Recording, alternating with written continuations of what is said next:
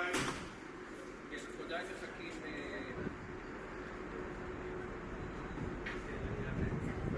בן יחיד.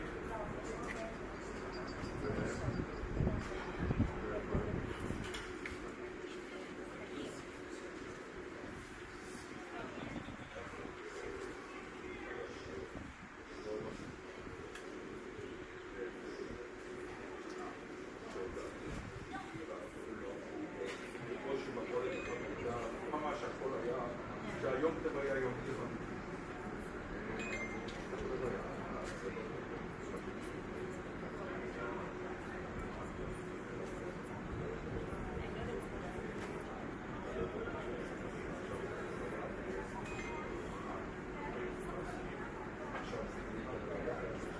אין בדיוק, עוזרים אבל לא, זה היה בו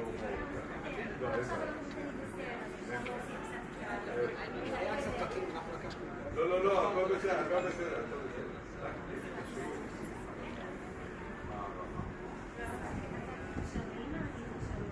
הם לא באים ביחד?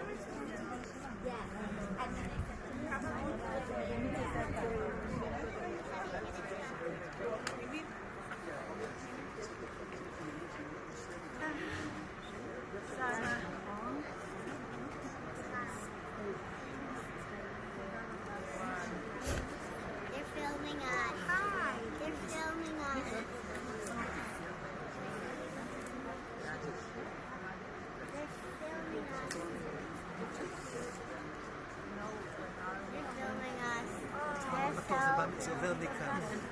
תודה שבאתם.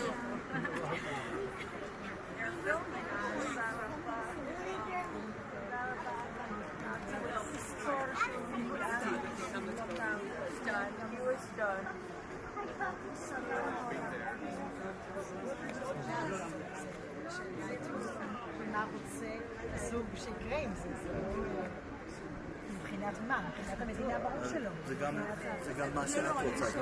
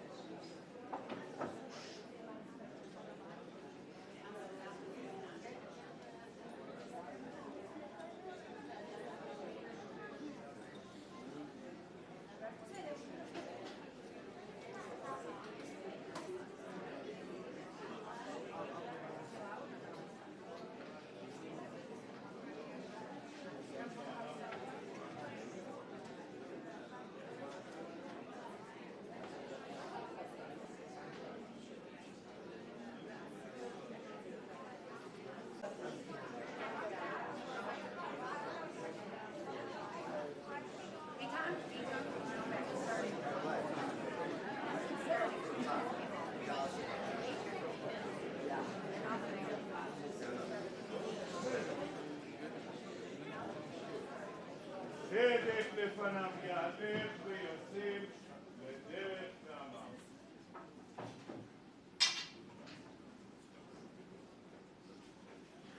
דברי הספד, בבקשה.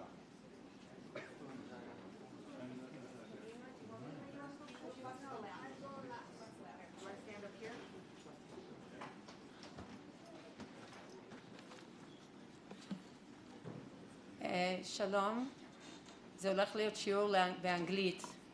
למי שלא דובר אנגלית, אז עמכם הסליחה. פשוט אני ואבא דיברנו באנגלית. אז אני גם רוצה להגיד קודם תודה לאוני, לג'ש קומל, שטיפל באבא שלי כמו בן. אוני, תודה. Thank you, Uni, for caring for my father like a son.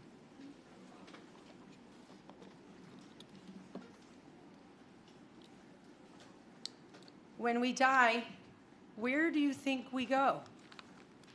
There was a pause, the sound of blanketing quiet. Do you think we get to see those who passed before us?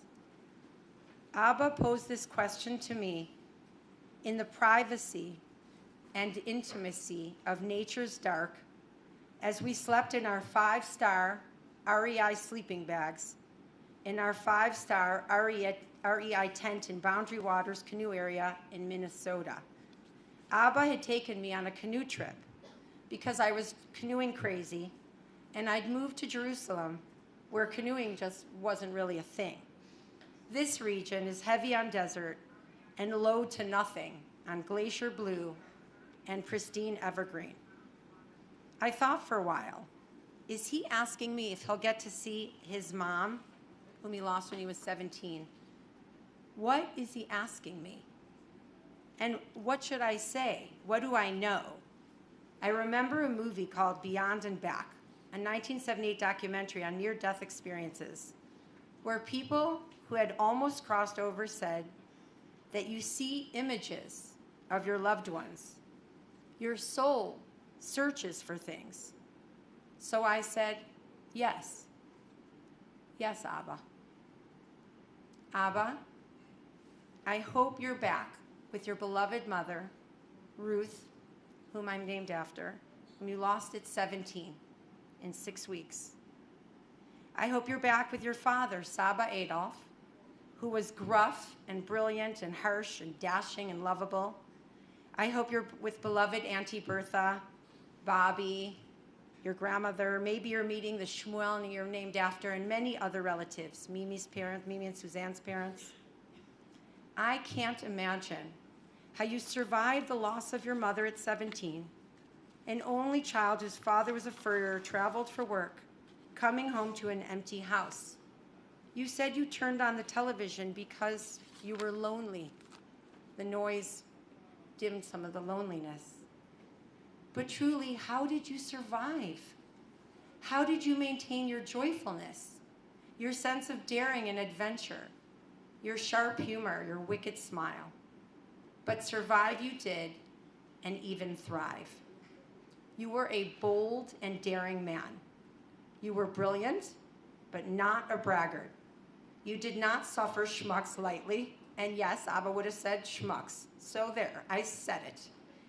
You thought character trounced money, trounced looks, trounced education, trounced connections.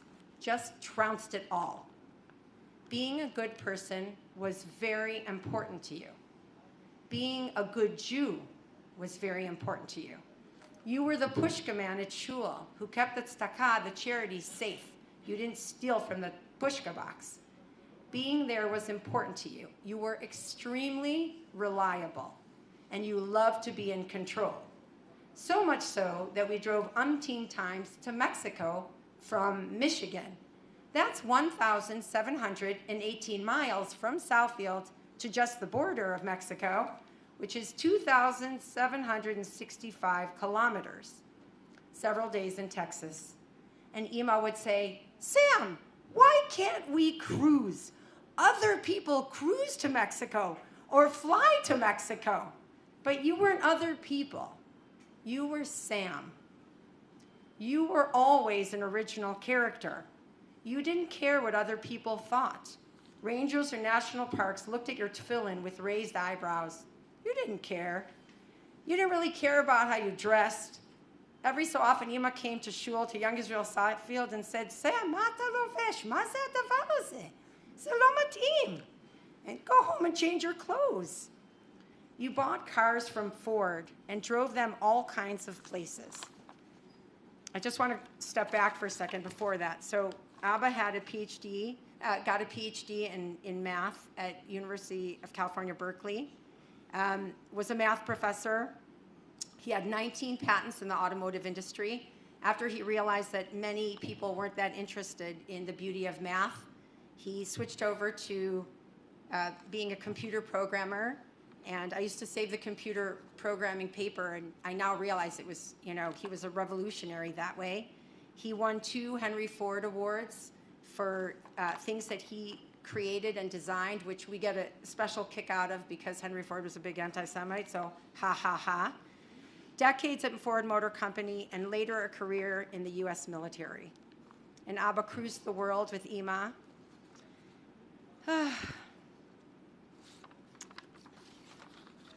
So Abba, what you also would do is you bought cars for people, kind of the way of, and you also bought parkas, but you bought cars from the Ford testing lot and you drove them all kinds of places. We children would move to California, Boston, Texas, and we kind of expected my dad to drive the car. Be like, "Okay, Abba, I'm going to Virginia, so are you going to drive the car with me?" It's like, "Of course." Abba, you did my taxes. You paid for tuition at Northwestern, even though you were a super frugal person, and it was the second most expensive college in the country. And you let me have my dream. And I graduated from that expensive college with no loans. Now, Abba, you and I, we had our hard times. We clashed. I was and am a lot like you. And in my way, I have a big personality. I know that's not a newsflash for many of you. An appetite for socializing, and I had a desire to connect with the whole world. And unfortunately, in Michigan, I needed a ride to get anywhere and everywhere until I turned 16, and you got me a car. I think you found my ongoing requests for rides to here and there maddening. You found my personality sometimes challenging. You couldn't say no to me, and that really sucked for both of us. And last night when I went to sleep, I thought, why didn't I tell you that I was sorry, that I made you feel powerless, and even sometimes emasculated, which is maybe not a word you're supposed to say in a eulogy, but you told the truth, so I am. And why didn't I say I forgave you for the times you couldn't father me the way you wanted to? But then I thought you opened your eyes and saw me there, and my being there was the love, and your being there was the love, and there was tons of love. You modeled great love. You took great risks for love. You met Ima Friday night, you proposed Sunday morning, you sat with dictionaries and won her over with your Hebrew. When I was trying to decide if I should marry Yonatan, and that's my second husband, you said, I don't understand. Here's this guy. He's smart. He has kids. He loves you. He believes in Judaism the way you do. Like, what's wrong with you, girl? And I was like, okay, you're right. The Nazis hunted your father, Saba Adolf, and he got out just in time. He and beloved Ruth, they made you. And there's so much about you, Abba. I really can't get into all the things that we did together. You were a young dad. I planned your 40th surprise party. When we went to Cairo and some guy was hitting on me and invited us over, you said, okay, let's go, which not a lot of people would do, right? You liked being an only child. You used to make the joke that you killed your younger brother. But we know that wasn't true. When I asked the boys on the way here, what are the words you'd say about Abba? They said funny, kind, intelligent, very reliable. When I was studying for the SATs or the ACTs, they said, which one of these tribes is no longer nomadic? And it was like the Kikuyus, the da-da-da. My dad walked by and he knew all the answers. It was absurd. So what is a life when our spirit flies out of us? What is left? From you, this one son, came 4 children and 11 grandchildren and so many communities. And so I just want to say thank you, Abba. You really prioritized us, and you took us everywhere and did everything with us. So go up and fly. I really love you so much. I'm sorry for the times I was disrespectful.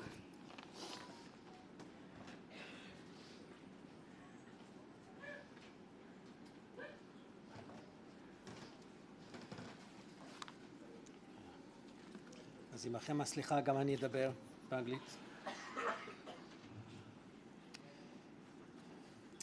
For a while now, we've been waiting for your suffering to end, Abba. And I know that you're now at peace. And there's a blessing in that.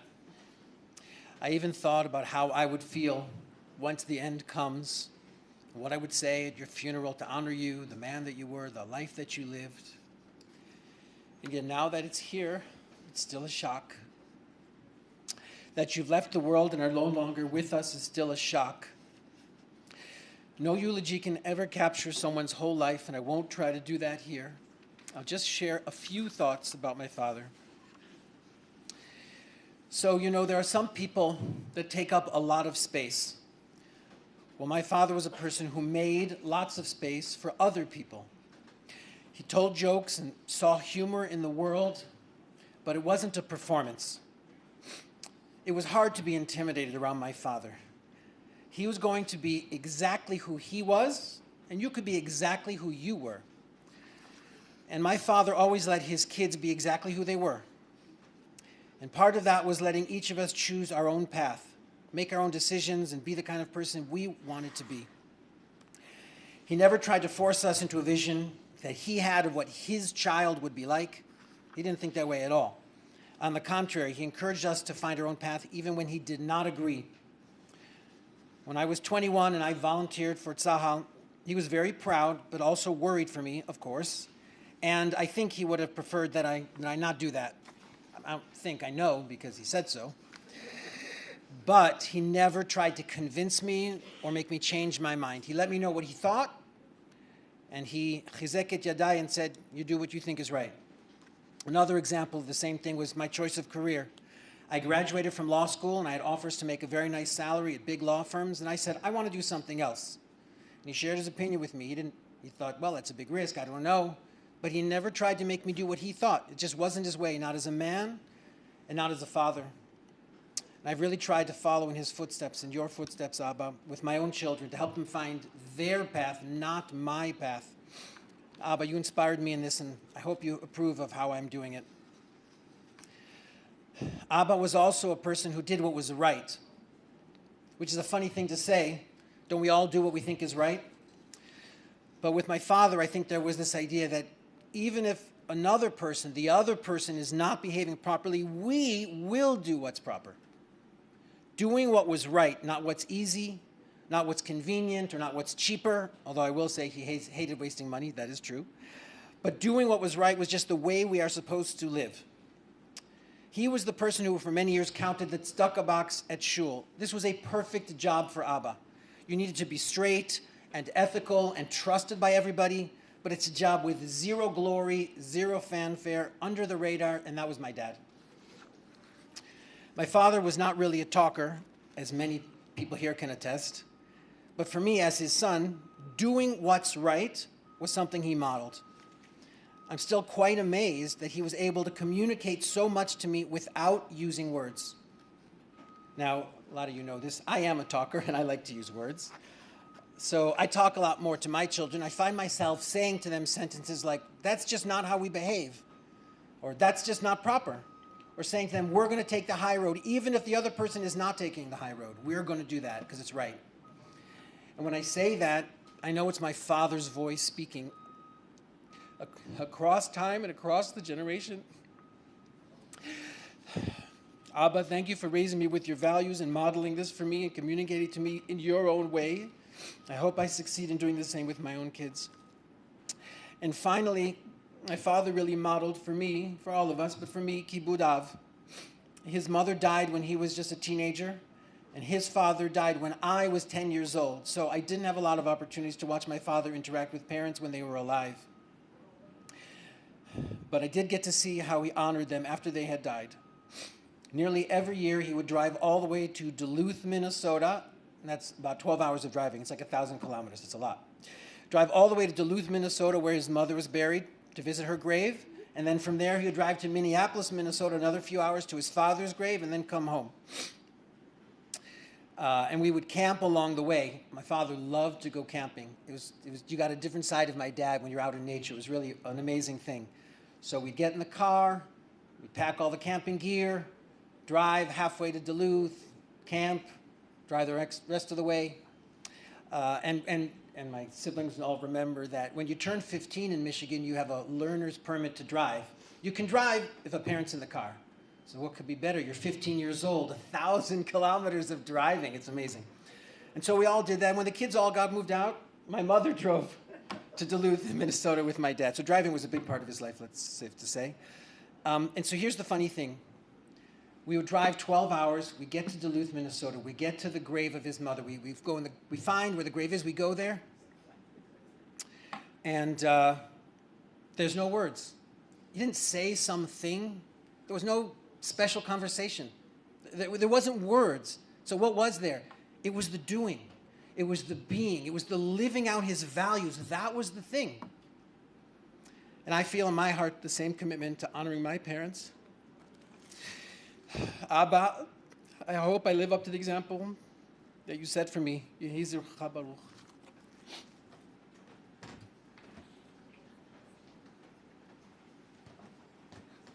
This is not going to be short, so if you're tired of standing, sit down.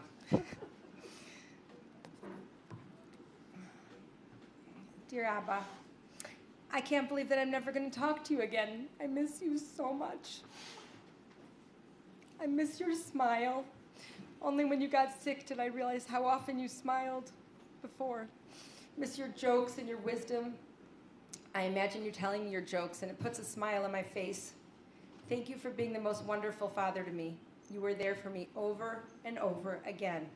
Whether it was fixing my broken radio, taking me to the library, helping me understand Kahati on a Mishnah, cheering me up when I was sad about a boy, financially supporting me through 4 years of college and 6 years of graduate school, getting me a car for my internship, buying me a car and bringing it to Texas, flying to Israel when my son fell and needed surgery. The list goes on and on. You taught me to have integrity. You always lived up to your word and you never lied. You showed your love through actions and silly nicknames that stuck in our family throughout all of these years. You sang little songs and teased me lovingly. I will miss you singing those songs, and I will share them with my children. You sang the Mr. Ed song over and over, and some call it puppy love, woof woof. I thought you were funny and annoying, and it was quintessential Sam Ebenstein. You taught me to love camping and road trips. Who drives from Michigan to Mexico 4 times? You got excited about a trip and you couldn't sleep at night, so we would leave at whatever time you woke up, 4 a.m., 5 a.m., and it didn't matter how much we fought in the car. You kept taking us on those incredible trips. I remember perusing the AAA guides, trying to find a hotel in the middle of nowhere in America, and enjoying the unpredictability of the adventure. You didn't like reservations. You liked to drive and see where we would end up. You were so, so smart. I remember playing Trivial Pursuit in the afternoons on Shabbat, and we asked you if you wanted to play. You always said no. You never played board games. But every time you walked by the family room, you would answer all the questions asked. I asked you about a math question on the ACT, and you told me about the fundamental principle of counting.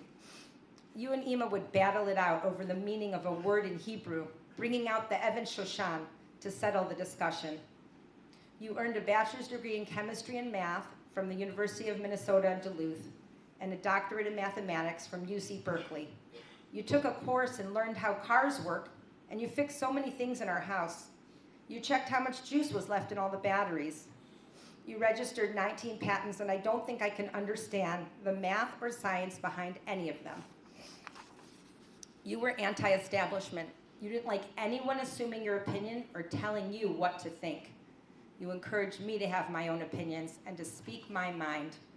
You allowed us to argue with you and talk back, because being self-assured was more important to you than us showing you the more conventional form of respect. You taught me about falling in love and staying devoted to your partner all the days of your life. You taught me to show up on time and to take responsibility for myself, financially and otherwise. You were low maintenance and asked for very little when it came to your physical needs. You would eat most things and sleep almost anywhere. Ima had to tell you when it was time to stop camping. You liked to save money and you were really good at it. You turned the heat down and went shopping with coupons and played the stock market. And I always had everything I needed. You supported me in becoming a psychologist. I remember you driving me to New York City and moving me into my apartment and telling me, I hope one day you'll want to live near trees again. You told me only a ham gets cured and don't practice on your family. You loved being Jewish and you cherished Jewish education. You talked about der Eibishter. You were not dogmatic about halacha, and you did not believe in absolute truths. You passed down a deep commitment and attachment to being Jewish and observant. It was extremely important to you that we all attend Jewish day school, a privilege that you did not enjoy as a child, and you invested in that endeavor. You cared about your grandchildren, carrying on Orthodox Judaism, and passing it on to the next generation. As a grandfather, you sent me DVDs to play in the car for the kids, and took countless photos of them. You lovingly printed them and shared them with me and Roni's parents and siblings. Your still life photos are legendary. They decorate my office, and people marvel at them. I love having a part of you in my office. I think those photos capture the essence of you because they are beautiful and they are delicate. You had a very gentle, tender side to you that was often obfuscated by grumbling about something being overpriced or ranting against the Democrats while quoting the Wall Street Journal. You taught me about coupons and about fixing the car. I knew you were changing the oil on the car when you wore your only pair of jeans, colored with black grease stains. You were steady. Every morning you got up and davened, and then you went to work. Ima picked out your clothing. You took the food from the fridge that nobody else wanted. You got home in the evening by 6 p.m., and you were always around. You went to your Gemara shir weekly and liked to disappear on Sunday mornings to go shopping, I think. I'll never forget the time that I woke up on Sunday morning and I didn't know where you were. So I told you later that day that I want to know where you're going if I wake up and can't find you. The following Sunday, you left me a note that said, I went out. Or when you picked me up from Deborah Chop's house during a tornado by foot, when I asked you where the car was, you said, you told me to come pick you up, so I'm picking you up. Humor was your go-to for everything. You knew how to disarm people with your eccentric sense of humor. You liked to offend everyone. You made fun of us to our faces, and you made fun of yourself as well. You taught me how to laugh at myself, and that laughter is truly the best medicine. And you liked to admit that you were weird, and that most mathematicians are strange. You loved Ronnie like a son, and he misses you too. The two of you like to wake up early for the Black Friday sales and go shopping. You joined us on our trip to Costa Rica and our trip to Eilat, and you let Ronnie complain to you about me because you felt it was good for him to have a place to vent. You always accepted him and never judged him, and we loved having you visit, and you helped me in any way that you could. As you got older, you got more expressive. I called you when I needed to vent or I needed advice. You wanted to soothe me or help in any way that you could. Your steadfast love and support made me feel less alone in the world. And only now that you are gone can I really articulate what your presence in my life meant to me. I tried very hard when you were alive to give you respect when I wasn't arguing with you, and to cherish you on a daily basis. I felt accepted by you, and I accepted you as you were. Thank you for being there for me. I will try to keep your voice in my head as a constant presence in my life. I will share your jokes with my kids and quote you to them and print your exquisite photos. Your spirit will live on, I promise you that. You used to joke that you would put an ATM machine next to your grave so that we would come to visit, and I would tease you, what will happen when the money runs out? Well, I just want to say that I will visit you, whether it's at shul when I say Kaddish or Yizkor or at the Kever, or by singing your praises to my loved ones, or by being the person you taught me to be. Yehi zichro baruch.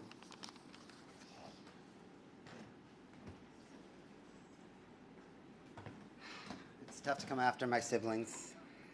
I love my father very much, and I wanted to just tell a few stories that came to mind.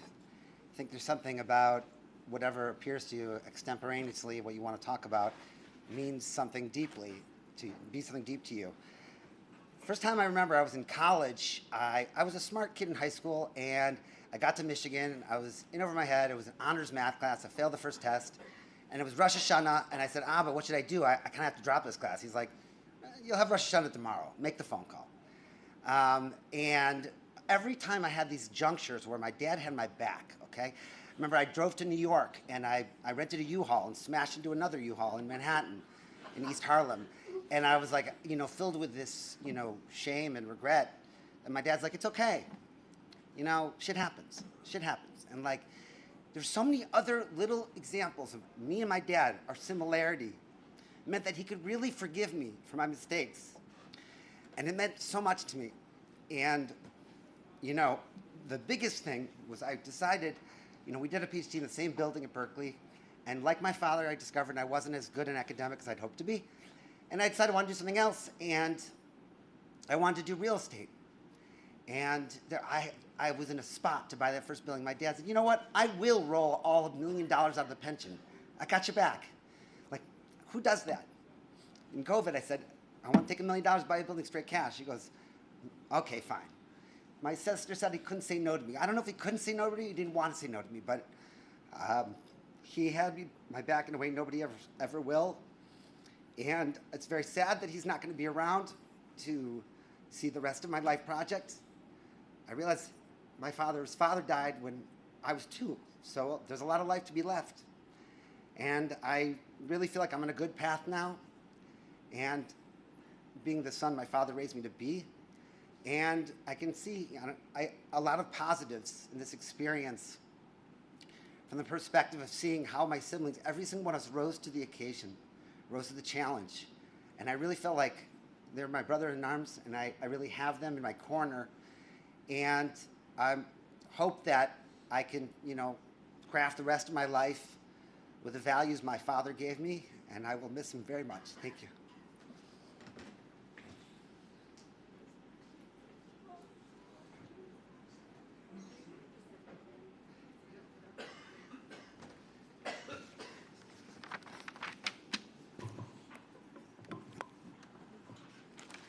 Saba was an incredible person. Considerate, witty, generous, and loving. Saba was a great listener. In most conversations with him, I would do most of the talking. But what Saba said almost always cut straight to the heart of the matter, demonstrating his astute understanding of what was being said. Saba was a man of great intellect and curiosity, and he loved traveling the world. It was a great pleasure for me to get the opportunity to go on a cruise with him and Savta. I will forever cherish those memories, so thank you. I've always admired Saba's talent and passion for photography. His masterfulness at capturing a moment, a scene, a whole story through the lens of a camera exemplifies his keen eye and creative mind. Saba, you had a knack on taking each person that saw the photograph on a journey. And those carefully thought out journeys are still embarked on every time someone sees one of your photos. Now, you're on your final journey. After a long and eventful life, we must now say goodbye. I'll miss you very much. I hope that I can live up to the standard that you set for the Ebenstein name. We love you so much, and there will always be a special place for you in our hearts. Goodbye, Saba.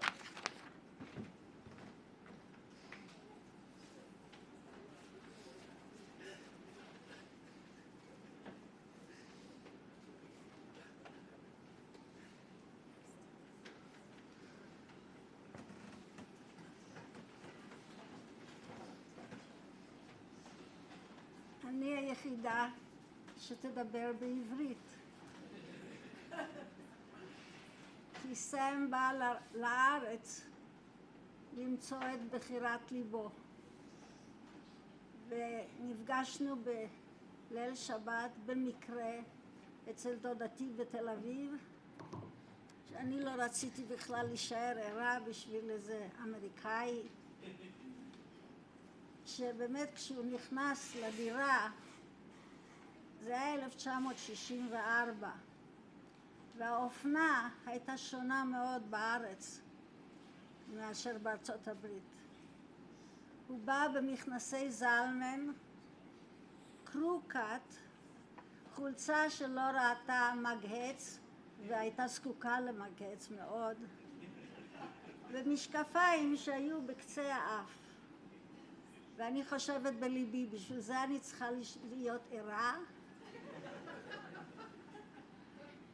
ואחר כך הוא פתח את הפה ודיבר עברית, וזו הייתה הפתעה. ודיברנו ויצאנו למרפסת, וב-12 בלילה, בחצות, דודתי חזרה מביקור אצל אחד הקרובים בבניין. אז היא אמרה לי בהונגרית, היא אמרה, מה, הוא עוד פה? אז אני אומרת, כן, ואני עייפה. אז היא אומרת לי, תזרקי אותו, תזרקי אותו. היא לא הסתכלה עליו אפילו. ונפגשנו מוצאי שבת, ואחר כך ביום ראשון הוא אמר, אני חושב שאני מצאתי מה שחיפשתי. אז אני התחלתי לצחוק. ידעתי למה הוא מתכוון, אבל זה היה מצחיק. אז אמרתי, זו באמת מחמאה נעימה מאוד, אבל לא מחמאה שאני יכולה לקחת ברצינות, אבל הוא היה רציני מאוד. ואמרתי, יש לי 3 סיבות שאני לא יכולה להתחתן איתך. סיבה אחת היא שאתה צעיר ממני ב2. סיבה שנייה, שאתה לא מספיק גבוה. סיבה שלישית, שאתה אמריקאי ואני ישראלית. אז הוא ענה לי על כל 3 הסיבות. אחת, את מי זה מעניין מה כתוב בתעודת לידה. הסיבה השנייה, אני מתנצל מאוד, אבל אני לא יכול לצמוח יותר. הסיבה השלישית, זו באמת בעיה. זו יכולה להיות בעיה, שאני אמריקאי ואת ישראלית. וזה באמת הייתה הבעיה בינינו, כי אני רציתי להיות פה כל השנים, והיו מגבלות.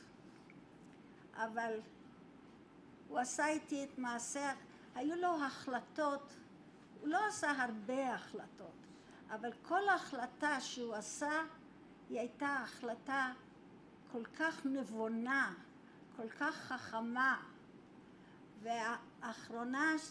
ההחלטה האחרונה שלו הייתה ב-2018, כשהוא אמר, אני רוצה לעשות עלייה. ואני כמעט התעלפתי. עכשיו, כן. והוא עוד לא הובחן במחלה שבסוף גמרה אותו. אבל אנחנו ידענו שכל 4 ילדינו היו בארץ. ואני אף פעם לא אמרתי להם, תלכו לחיות בארץ. הם רק ידעו שאני רציתי להיות בארץ.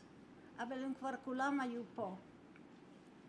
וזה היה הדבר הנכון לעשות.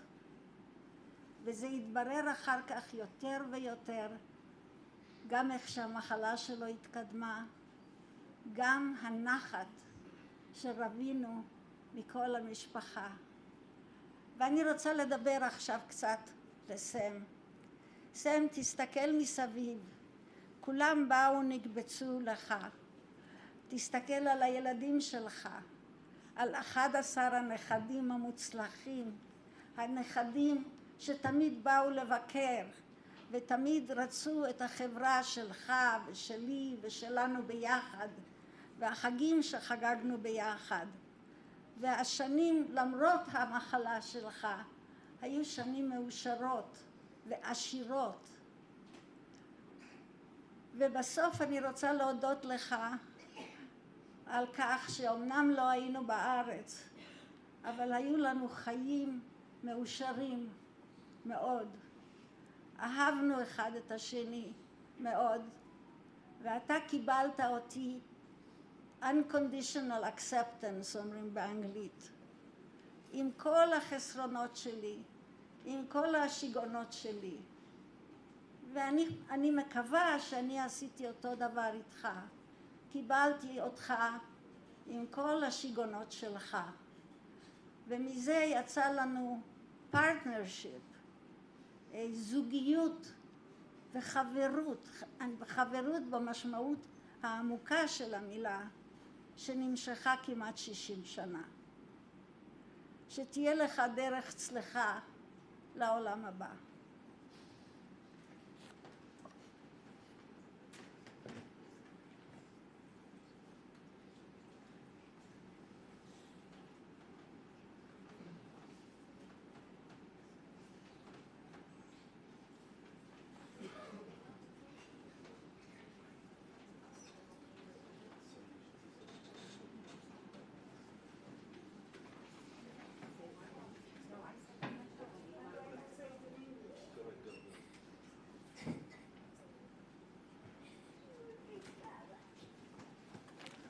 אני דיברתי בעברית, וכל החשיבה שלי הייתה בעברית. אבל עכשיו אני צריכה לעבור לאנגלית. Where is he? Uni? Please get up. Uni was our caregiver, המטפל שלנו.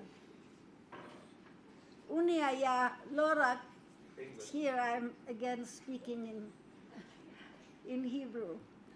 It's like my mind goes this way or this way. Uni, I cannot thank you enough for not only the work that you did with Sam, but the feelings behind it. You did it with all your heart, with all your soul. And you were my most devoted supporter. And I thank you for that so much. People told me as Sam was advancing in his disease to go and see a therapist. I didn't need a therapist. I had Uni at home. Thank you so much. I love you, and I know that Sam loved you very, very much.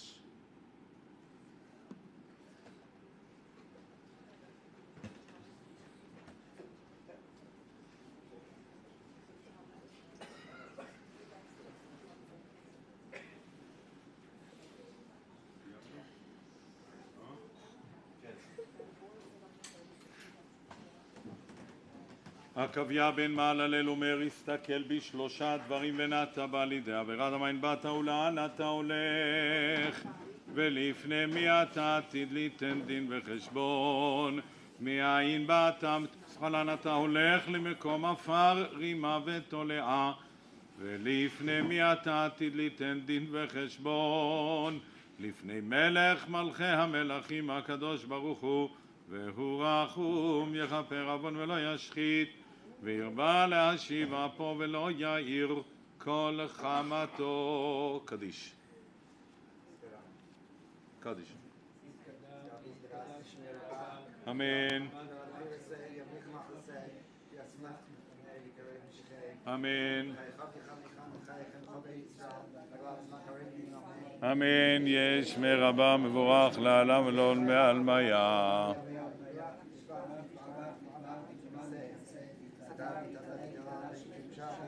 אמן. אמן. אמן. אמן. קהל נכבד, מסע הלוויה יוצא לגוש ת"ג. הציבור עולה פה במדרגות שצמודות לבית ההספד. אנחנו נבוא מסביב ימינה ושוב ימינה. מי שקשה לו ללכת יכול לנסוע עם רכב. ידידים וקרובים מתכבדים בנסיעת המיטה. הבנים עומדים איתי לפני וינו אדוני אלוהינו עלינו מעשה ידינו כונן עלינו מעשה ידינו כממהו יושב בסתר עליון בצל שדי תלונה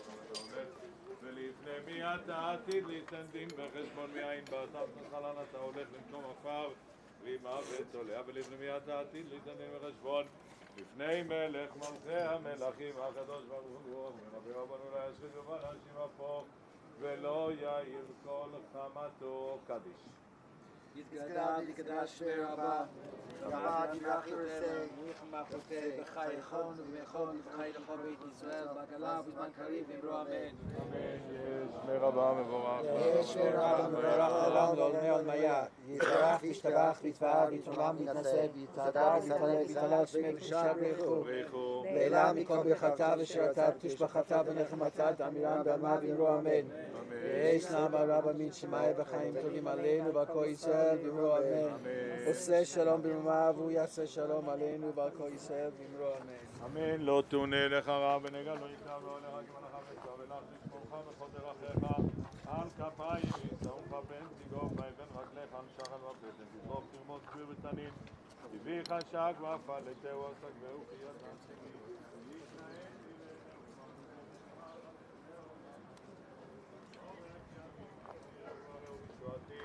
אורך ימים עשבייה ומראהו בישועתי הקו ימן מעל הליל אומר תסתכל בשלושה דברים ונתנה לידי עבירה דע מאין באת ולאן אתה הולך ולפני מי אתה עתיד ליתן דין וחשבון מאין באת ולאן אתה הולך במקום עפר ממוות עולה ולפני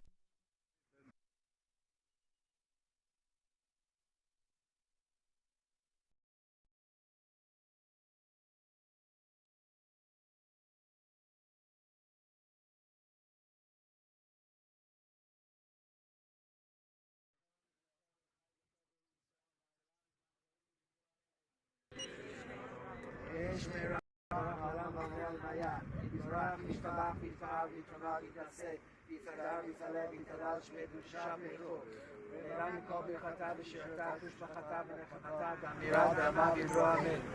יש להם הרב אמין שמאי בחיים טובים עלינו ועל כל ישראל ואמרו אמן.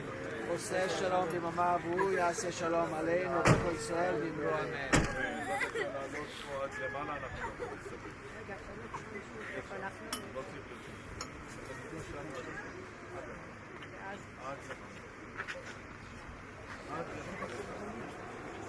דברו בבקשה רבותיי, עד למעלה.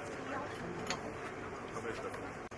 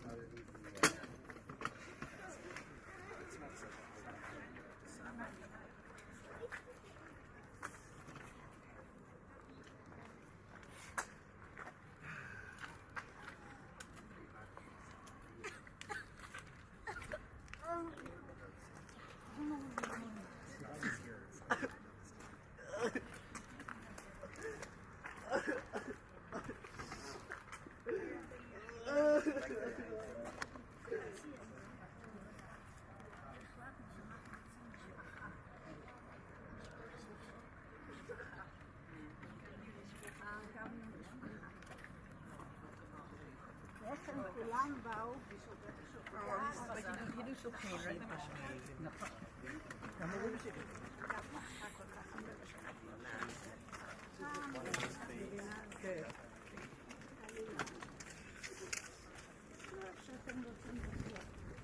אני רוצה לראות.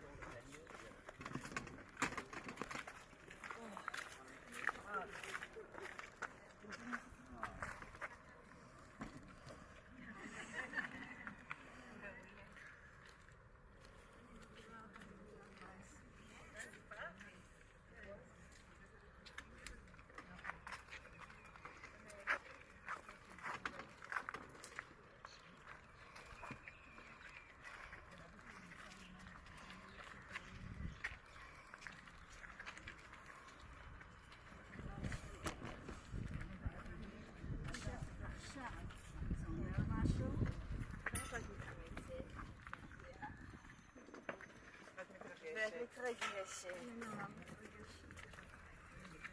זה הכל ביחד.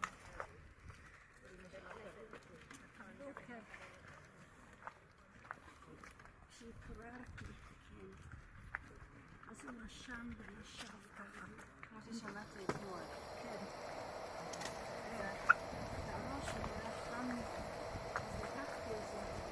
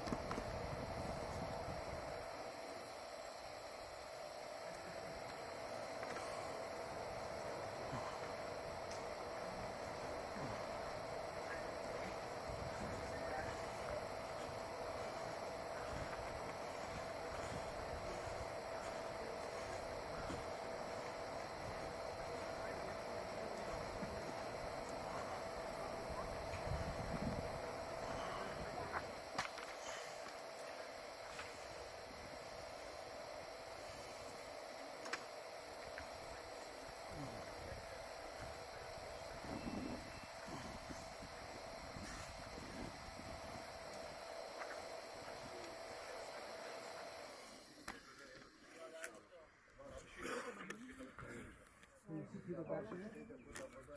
No, there's people coming behind.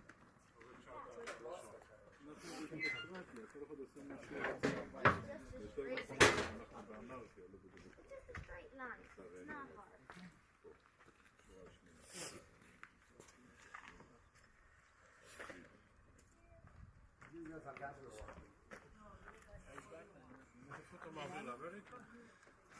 שידור לאמריקה ישיר, פה פספסת אותה. לא נראה לי שיש מישהו שפספס, זה לא...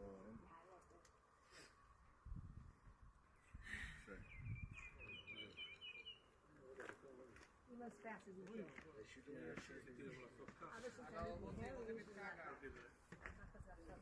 זה אחד משלים את השני, זה בסדר. אפשר להוריד הרב, אז תמשיכי. אמרתי לה בשביל כל הדברים האלה. זה ממש טוב.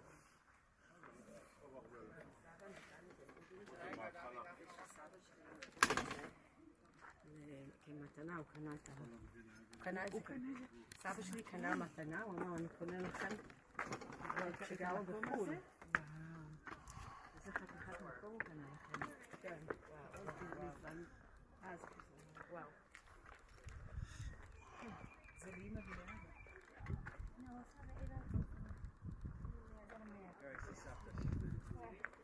Savta, your mother? Or Savta Lily?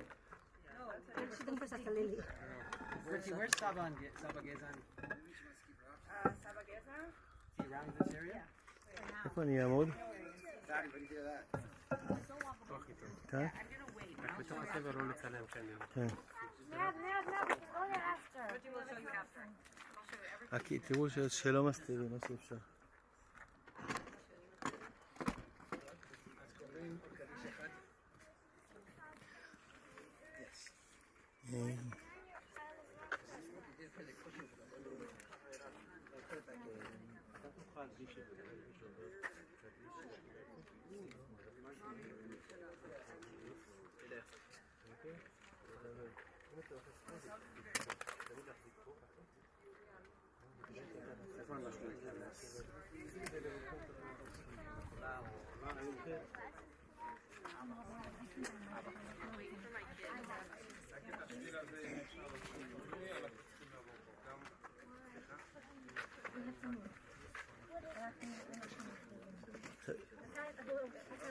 אם מישהו לא רוצה, אז תחזיק את זה ככה ליד.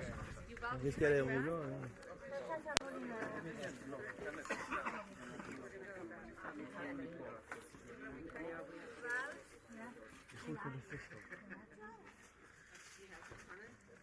כל הסתירים אפשר.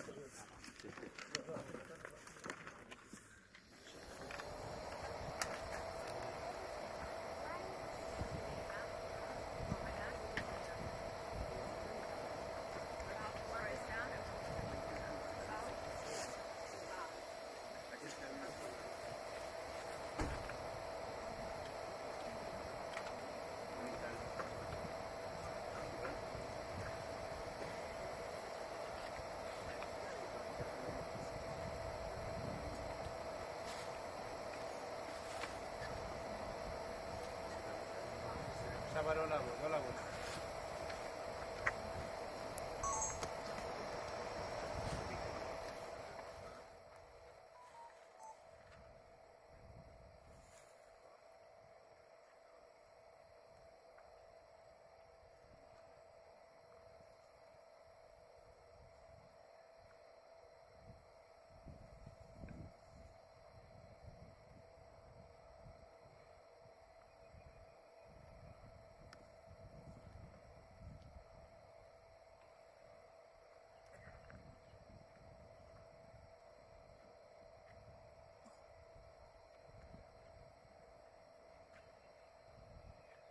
שמואל בן אהרון, אנחנו מבקשים ממך סליחה ומחילה.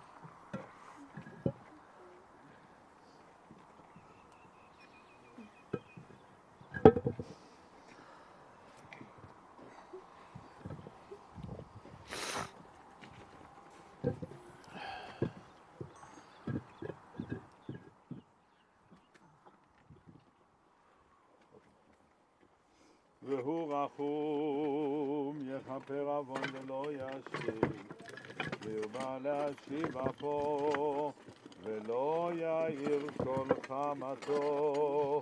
והוא רחום, יכפר עוון ולא ישחית, וירבה להשיב אפו, ולא יאיר כל חמתו. והוא רחום, יכפר עוון ולא ישחית, וירבה להשיב אפו, ולא יאיר כל חמתו. בנים לה. לא כדאי. שים אבן אחרי זה בסוף.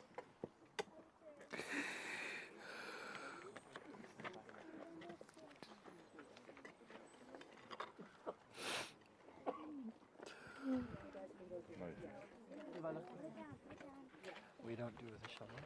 What? Yeah, I didn't know that. I thought we did it. We don't, but our kids can or other people.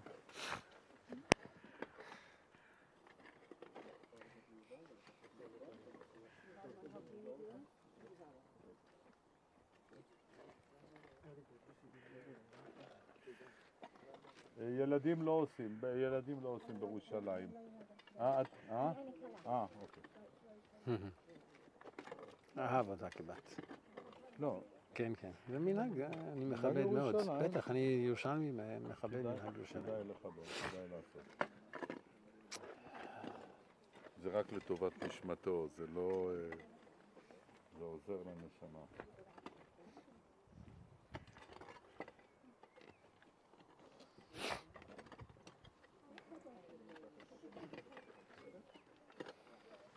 לא, מספיק, מספיק. להניח, לתת לעוד מישהו. בבקשה. לא, מספיק, מספיק. עשית פעם אחת, לא לעשות עוד פעם.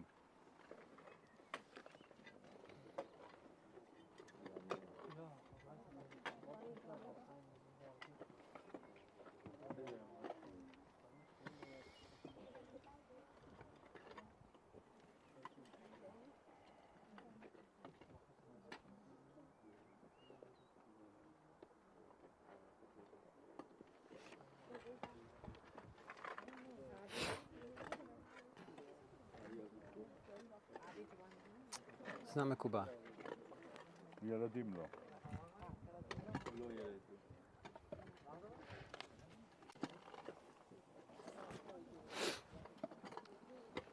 ציטטתי אותך לבת שלי. זה היום יום. אני אמרתי למנהל שלי פעם שביום שאני לא ירגיש כלום בלוויה, אני עוזב את העבודה. כי אם אין לך רגש, בסליש קמנץ'. אז מה נשאר? גם בעבודה שלי אני ככה. מה אתה עובד? התחום שלי זה ייעוץ, בתחום תקשורת, משא ומתן, גישור, יישוב סכסוכים. זה. זה קשר אני עם לקוח. זה העולם ומלואו. זה הוא. עכשיו זה. מכתם לדוד שמרניאל כי חסיתי בך אמרת לאדוני אדוני אתה טובתי בלעליך לקדושים אשר בארץ אימה ואדירי כל חפצי בם ירבו עצמותם אחר מהם ובא לשך נזכה מדם ובא לשאת שמותם על שפתי אדוני מנת חלקי וחוסי אתה תומך גורלי אבל אם נפלו לי בנעימים אף נחלת שפרה עלי אברך את אדוני אשר יעצני אף לילות ישרוני חניותי קיוויתי אדוני לנגדי תמיד כי ממיני בא למות לכן שמח ליבי ויגל כבודי הבשרי ישכון לבטח כי לא תעזוב נפשי לשאול לא תיתן חסידך לראות שחת תודיעני אור החיים סבא שמחות את פניך נעימות במנחה נצח קדיש יתגדל ויקדש שמי רבה במה דברה חירותי וימליך מלכותי וחייכון ומכון וחי דחו בית ישראל בעגלה וזמן קריב אמרו אמן יהי שמי רבה מבורך לעולם לעולמי עלמיה יתברך וישתבח ויתפאר ויתרומם ויתנשא ויתהדר ויתעלה ויתהלל שמי דקדושה בריחו לעילה מכל ברכתה ושירתה תושבחתה ונחמתה דאמירן בעלמה ואמרו אמן יהי שלום הרבה מן שמי וחיים טובים עלינו ועל כל ישראל ואמרו אמן עושה שלום ברמה והוא יעשה שלום עלינו ועל כל ישראל ואמרו אמן אמן אל מלא רחמים, שוכן במרומים, ממצא מנוחה נכונה על כנפי השכינה. במעלות קדושים וטהורים כזוהר הרקיע, מאירים ומזהירים לנשמת שמואל בן אהרון שהלך לעולמו, בעבור שבני משפחתו וידידיו מתפללים ונותנים בלי נדר צדקה בעד הזכרת נשמתו, בגן עדן תהא מנוחתו. לכן בעל הרחמים יסתירהו בסתר כנפיו לעולמים, ויצרור החיים את נשמתו, אדוני הוא נחלתו, וינוח בשלום על משכבו, ונאמר אמן.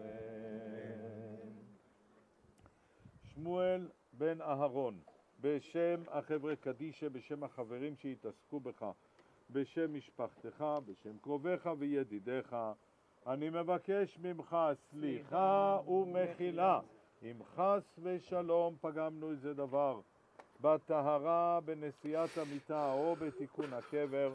סלח נא לנו כשגגאי. כל מה שעשינו היה לכבודך על פי מנהגי ירושלים עיר הקודש. אנו פותרים אותך מלהיות חבר בכל חברה או אגודה איזו שהיא. לך בשלום, אמן. ותנוח על משכבך בשלום, אמן. ותעמוד לגורלך לקץ הימין. אמן. היה נא מליץ טוב בעד משפחתך, בעד קרוביך וידידיך. היה נא מליץ טוב לפני בורא עולם בעד כל החטופים שיחזרו הביתה לשלום בקרוב.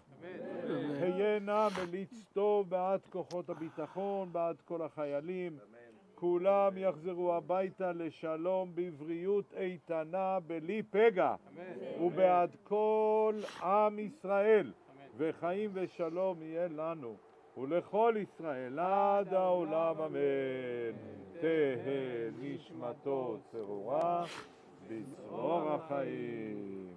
המקום ינחם אתכם בתוך שער אבלי ציון וירושלים, ולא תוסיפו לדאבה עוד. ולתדעו מצער, שלא תדעו מצער, שבשורות טובות, שמחות בלב שמח, תהיו בריאים.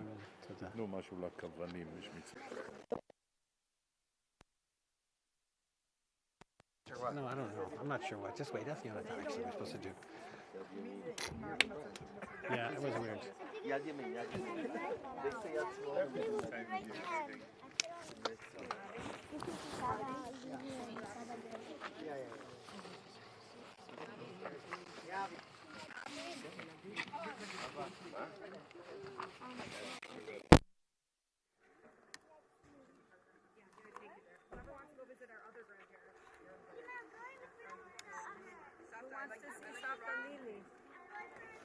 נעמוד בחוץ, נעשה שורה עליו ולברך את האבלים.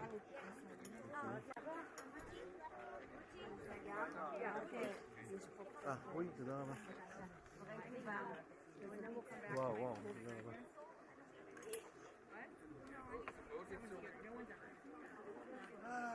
מי שסיים, שנעמוד בחוץ לעשות שורה.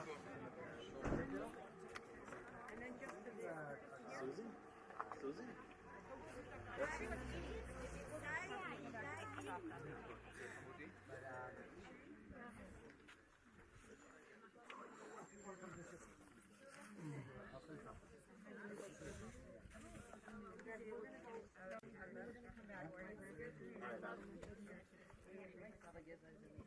Yes, right here.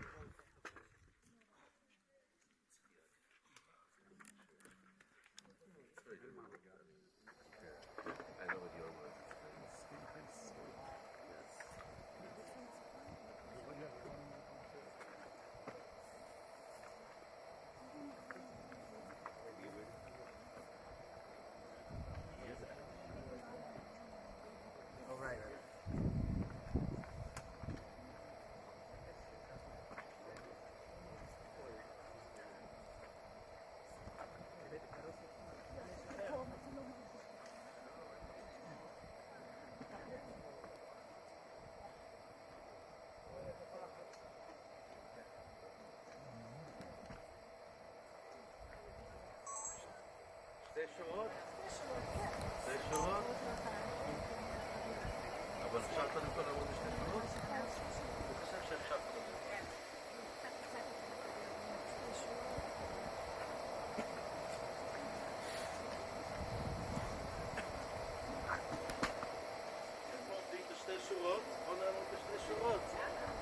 בוא נעמוד בשתי שורות למצלמה, זה העיקר, שיבואו לכיוון המצלמה. זה יהיה מתועד. עומדים בשתי שורות.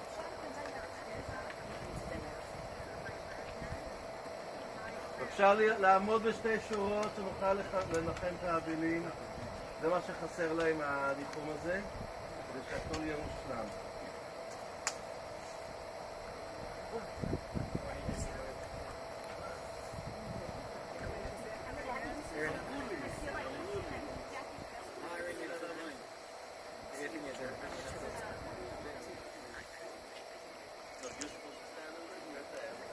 עכשיו מי שיכול לעמוד פה, אלא אחרונים בשתי שורות, אבל איפה הודענו והאמין? שתי שורות, בבקשה, בהמשך שתי שורות. מישהו זקוק לזה בעשייה אחרת? בבקשה, תעזור. שתי שורות, בבקשה. כן, גם את גברתי, כן. זאת שמחייכת. סתם לעמוד לשתי שורות. Johnny goes to their please. Tony, where's Tony? יש לכם עדיין הזדמנות להצטרף, הזדמנות אחרונה להצטרף. עוד.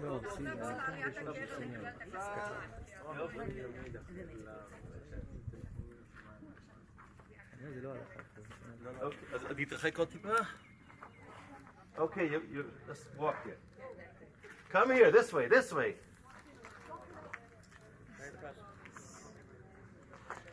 Tarantino got some.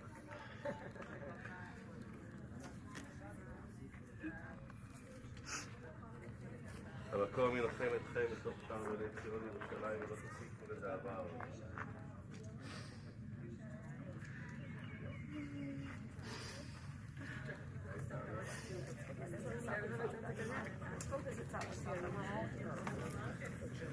Okay? Can you do it? Yeah. Daddy and Abby will go visit Sab and Savta. They're right here.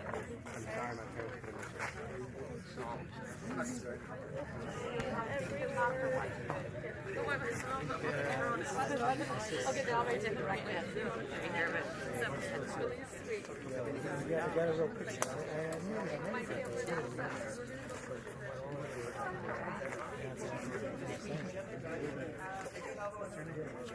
This is, you know who this is.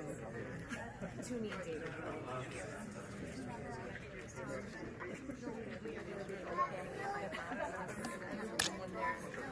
David's fast.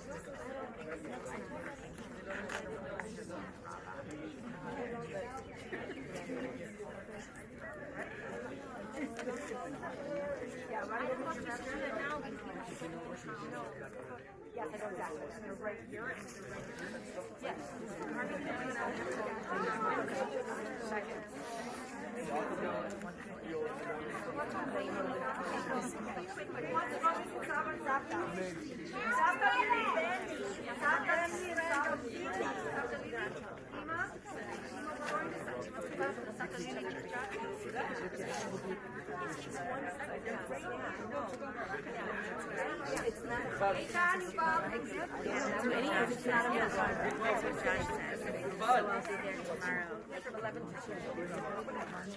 Right.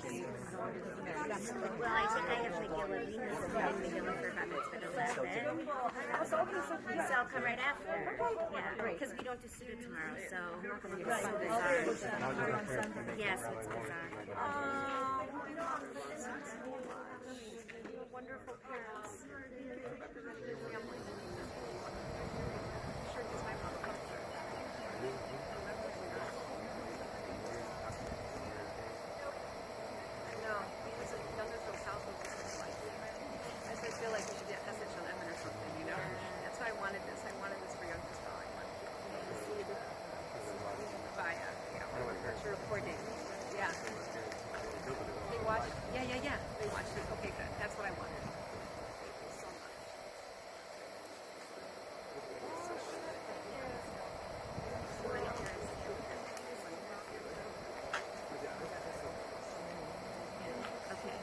I do remember the cars. I remember all the cars. They travel during the traffic.